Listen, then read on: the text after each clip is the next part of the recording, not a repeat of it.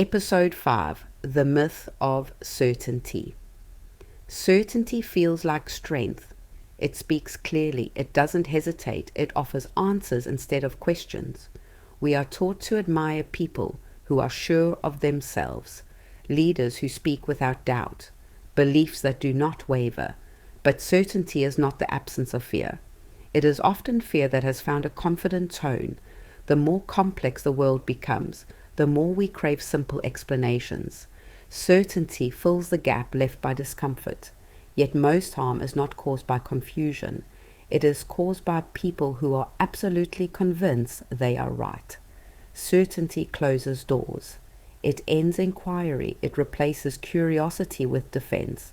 Wisdom does not announce itself loudly. It pauses, it listens, it leaves room for error. The mind that allows doubt is not weak. It is adaptable. The myth of certainty promises safety, but it delivers blindness. Growth begins the moment we admit we might be wrong.